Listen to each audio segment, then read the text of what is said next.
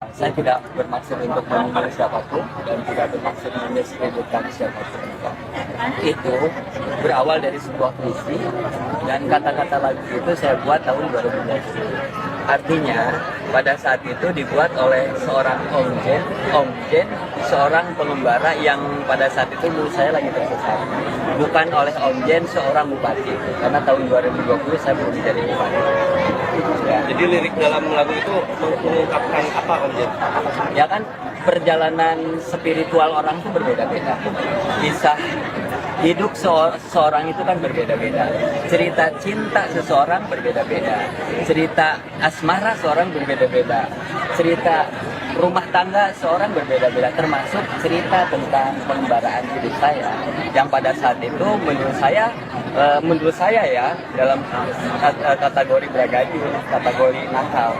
Sehingga saya merenung dan berpikir, ya Tuhan, untung saya diciptakan jadi laki-laki. Kalau jadi perempuan, bagaimana jadinya saya? Itulah yang mau saya ungkapkan pada saat itu. Karena saya jadi laki-laki pun pada saat itu rambut saya kan panjang. Apalagi jadi perempuan.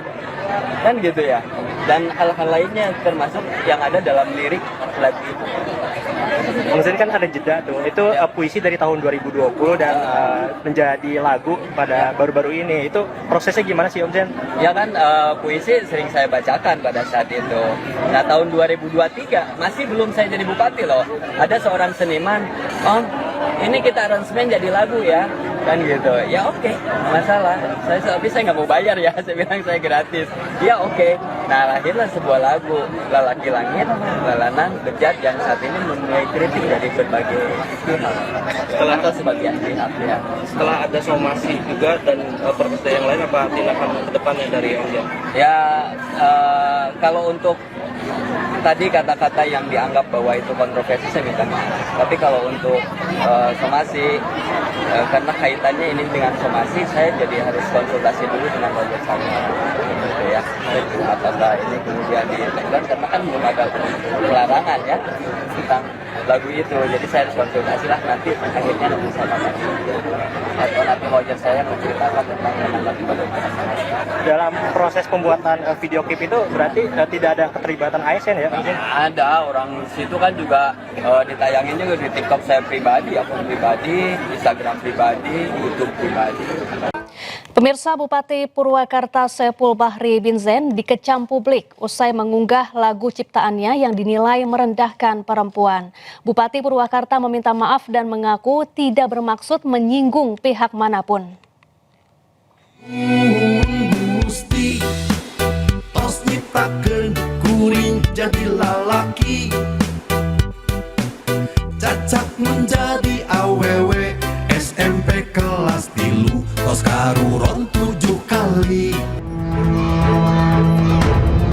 Bupati Purwakarta Saipul Bahri bin Zain jadi sorotan usai mengunggah sebuah video berisi lagu berbahasa Sunda di media sosial pribadinya. Pasalnya, lirik lagu berjudul Lalaki Langit Lalanang Bejat dinilai merendahkan kaum perempuan. Anggota Komisi 8 DPR RI Atalia Praratia turut buka suara.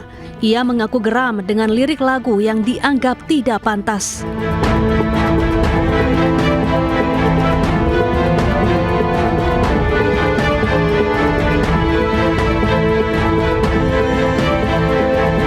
Sementara itu, pegiat isu perempuan sekaligus mantan Ketua Aliansi BEM Purwakarta, Sheila Amelia, menyebut candaan seksis bukan persoalan sepele dan merendahkan perempuan. Usai lirik lagu ini viral, Bupati Purwakarta Saipul Bahri bin Zain meminta maaf.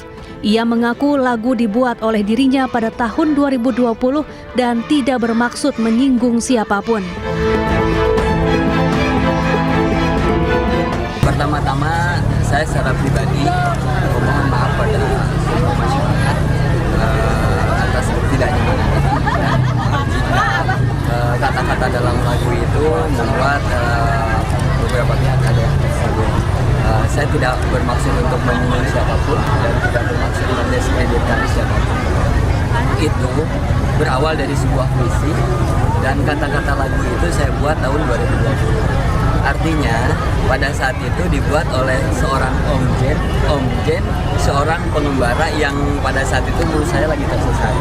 Bukan oleh Om Jen, seorang bupati. Setelah lagu ini viral, unggahan video ini kemudian dihapus dari media sosial Bupati Purwakarta. Dari Purwakarta, Jawa Barat, Irwan Saputra, iNews melaporkan. Pemirsa, gunungan sampah menutup separuh jalan hingga menimbulkan aroma tak sedap serta mengganggu aktivitas warga di Cakung, Jakarta Timur. Sampah yang menggunung diduga akibat tak diangkut hampir seminggu.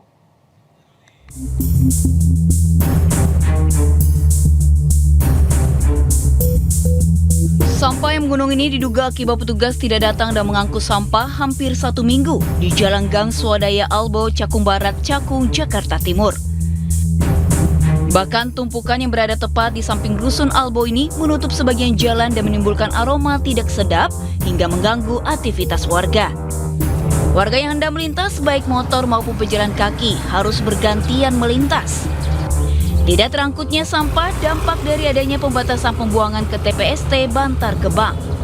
Ya emang udah ditampung, cuman dibuangnya ke sini-sini juga. Ya sampai membludak lah, mesti 3 hari sekali kan diangkat. Karena Bantar Gebang macet itu udah. Biasanya juga nggak sampai kayak gini. Iya, keganggu banget Pak, apalagi bawa bocah begini, jalan kaki. Bau banget, apalagi anak saya les di RPTA di sini. Tiap hari saya lewat sini. Meresahkan nggak sih Bu? Banget Pak, meresahkan banget. Warga berharap sampah segera diangkut agar lokasi kembali bersih. Dari Jakarta, Rio Manik, iNews melaporkan.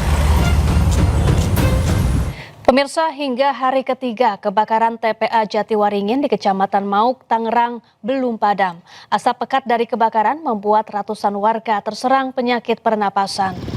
Hingga Kamis siang, kobaran api dan kepulan asap pekat masih menyelimuti lahan TPA Jatiwaringin di Kecamatan Mauk, Kabupaten Tangerang, Banten.